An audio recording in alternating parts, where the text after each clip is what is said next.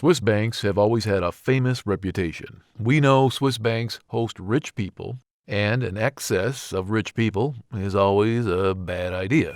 This particular reputation was only due to the extraordinary anonymity and safety. But foreigners who used and abused their Swiss bank accounts to unspeakable degrees ensured that those same banks are crazy protective of their services now. Still, they are known for hosting a manner of money launderers, and not without very good reason. Find out some of the Swiss bank's most scandalous moments in the latest episode of BigFactz. Why is a Swiss bank known for black money?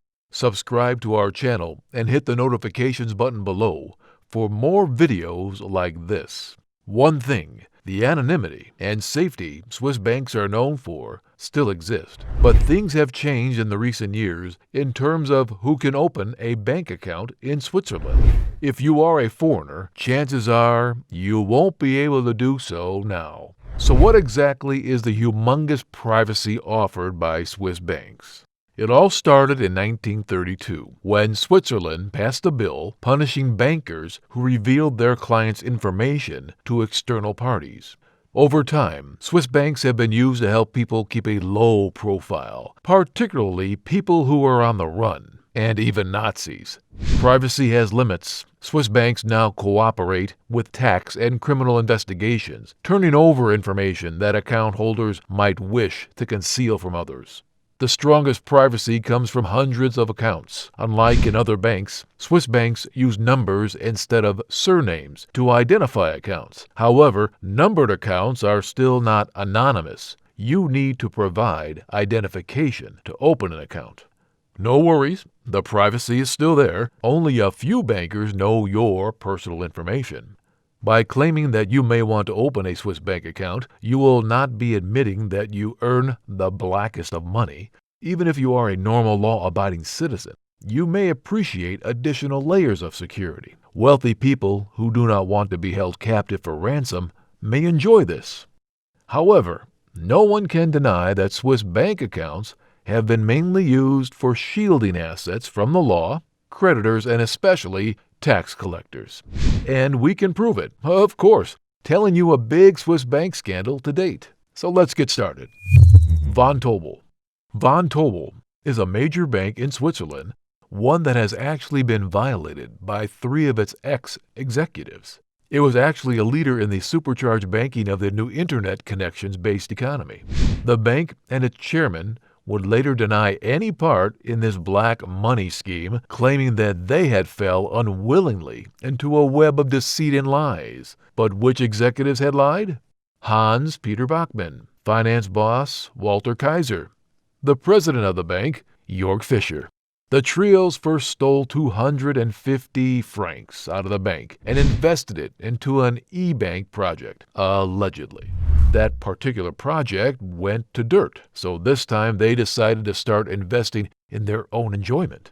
They purchased a huge sport fishing boat in the Cayman Islands. When they were fired, a helicopter, and even got close to buying an entire private jet, all on the bank's dime. Bachmann was actually the father of this brainchild. The banker had coordinated more than 40 initial offerings for the new internet economy startups, which basically meant that he created a bunch of fake companies and swallowed the capital.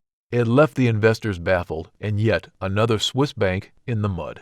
Here is another example. In February of 2019, a court in Paris sentenced the largest Swiss bank, UBS, to pay a mind-blowing fine of 3.7 billion euros or $800 million because of money laundering and tax fraud that favored French clients. $7.5 billion were hijacked from this fund. Moreover, Swiss banks were involved in the corruption cases around giant companies like FIFA.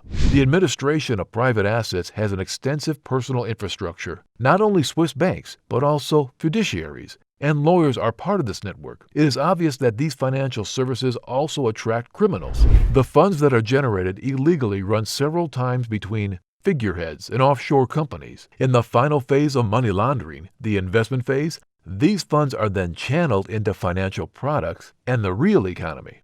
In this way, wealth management is a gateway to financial crime and the black economy. The business model of private wealth management has changed in the second decade of this century.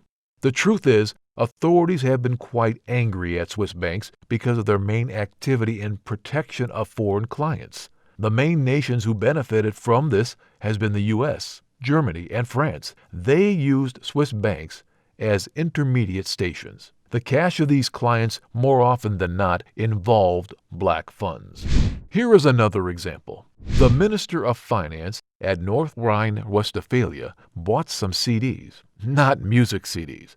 These discs contained stolen data on customers of Swiss banks who were involved in tax fraud. After this, huge scandals and cases were opened in Germany against Swiss banks. To add insult on injury, many clients in Swiss banks turned against their account holders and came forward with explicit details of their activities perpetuated by Swiss banks, just in order to get a reduced sentence, and it worked very well.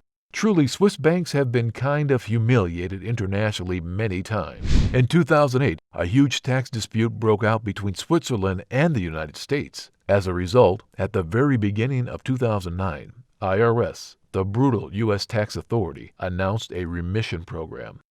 U.S. tax evaders had been identified, and as retaliation, employees of Swiss banks in the United States were arrested and sent to prison. This was a proverbial nail in the Swiss coffin, a glaring proof that their banking model had failed abysmally. Changes had to be made. Business with American and other European clientele was drastically reduced. What did the international community think of this? They thought it was a sinner who was so sorry that it got caught and would follow a clean money-only strategy to regain its very, very lost popularity. Well, that was the illusion. In reality, the Swiss banks did not abandon their old business model as much as they would like the international community to believe. They just changed it. They now focused on strengthening their investments and gaining clients from fields that require market permission from tax and investigating authority. In this way, black money that was coming from South Asia and other places was simply caught by Swiss bank managers on the spot. All it did was clean the black and money and remove the need of the money being kept in Swiss banks. They could be deposited in third world countries quite easily. Swiss banks were cashing in the money in this, particularly their high-performing and high-strung managers. In addition, when business relations were established with a country, Swiss banks stopped controlling new clients from new areas. The owners of Swiss banks and their investigative authorities turned a blind eye once more to black money, while the internal requirements with respect to customers had to be carried by low-level employees. The higher employees could gain new clients without truly handling information personal to the new clients. At the same time, Swiss banks stopped reporting suspicious activities to the government, even when the authorities passed policies to make the Know Your Customer policy more strict.